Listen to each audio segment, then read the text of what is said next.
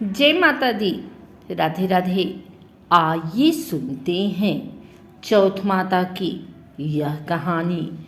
एक सेठ सेठानी थे।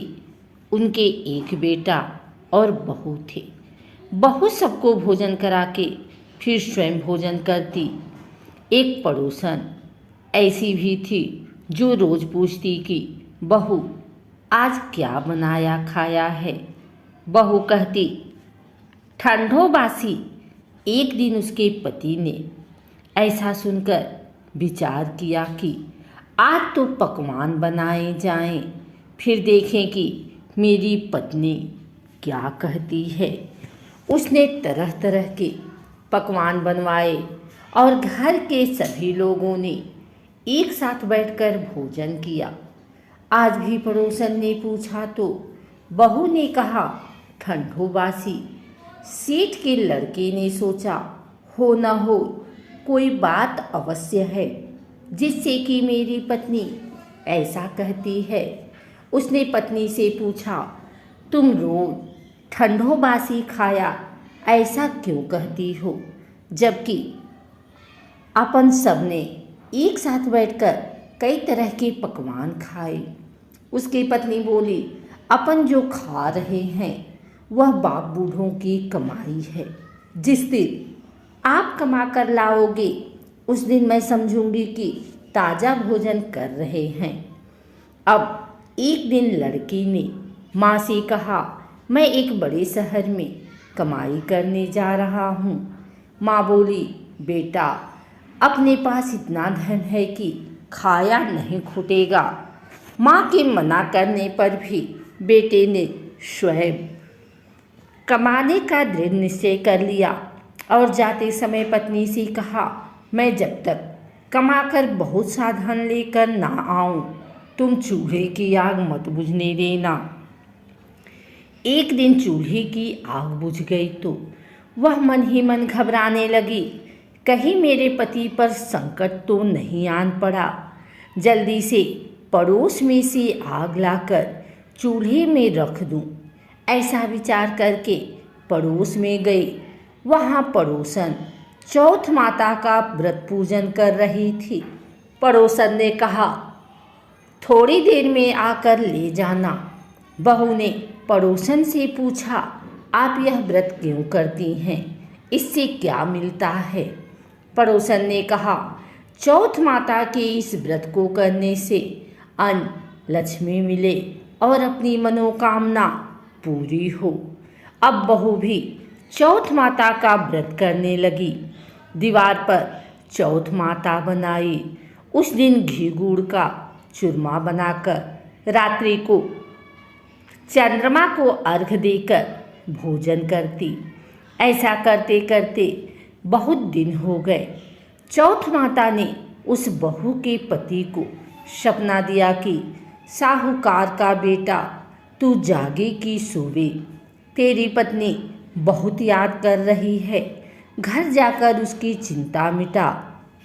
तू दुकान खोलकर कंकु केसर का पकलिया बना के बैठ जाना, आज तेरा हिसाब किताब चुकता हो जाएगा।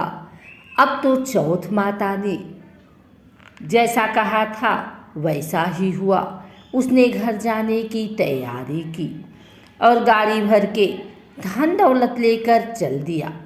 रास्ते में एक बड़ा सा काला नाग फन फैलाए बैठ गया और कहने लगा आज तो मैं तुझे डसूंगा, छोड़ूंगा नहीं, आज तेरी आयु पूरी हो गई है। सेठ ने लड़की से कहा आज चौथ माता ने मुझे सपना दिया तो मैं पत्नी से मिलने घर जा रहा हूँ। वहाँ मेरी पत्नी बहुत चिंता कर रही है, मैं उससे मिलकर जरूर आऊँगा, तब तुम मुझे डस लेना। नाग ने कहा तुम शपथ पूर्वक कहकर जाओ तो मैं तुम्हें जाने दूंगा, परंतु लौटकर नहीं आए तो तुम्हारे घर आकर मैं तुम्हें डस लूँगा। इस प्रकार सर्प को वचन देकर वह अपने घर पहुँचा। वहाँ सभी से हंसी खुशी से मिला और भोजन करके उदास होकर बैठ गया। उसकी पत्नी ने उदास होने का कारण पूछा तो पति ने काली नाग वाली बात बताते हुए कहा, यदि मैं उसके पास नहीं जाऊंगा तो वह घर आकर ही मुझे डस लेगा। पत्नी बहुत चतुर थी। उसने कहा कि आप घबराओ नहीं, लेट जाओ, मैं एक उपाय करती हूँ। पत्नी ने कमरे की 7 पीढ़ी धोई। पहली पीढ़ी पर रेत, दूसरी पर इत्र, तीसरी पर गुलाल फूल, चौथी पर कंकु केसर, 5वीं पर लड्डू पेड़ा, 6ठी पर गादी गलीचा और 7वीं पीढ़ी पर दूध का कटोरा भरकर रख दिया। इस प्रकार वह 7 ही पीढ़ी सजाकर बैठ गई। आधी रात होते ही नाग आकर पीढ़ी चढ़ने लगा। पहली पीढ़ी पर रेत में लौट गया और कहने लगा कि सेठ की बहू ने आराम तो बहुत दिया, पर वचनों से बदकर आया हूँ सो डसूंगा अवश्य ही।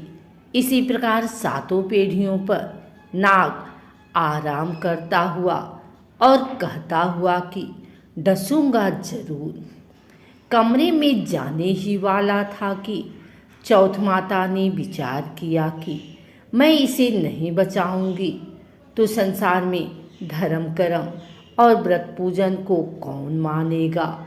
अब तो गणेश जी, चंद्रमा जी और चौथ माता ने उसे बचाने का विचार किया। चंद्रमा जी ने उजाला किया, चौथ माता ढाल बनी और गणेश जी ने तलवार लेकर नाग को मार दिया और ढाल से ढक दिया। अब बहू भी थकी हारी सो गई।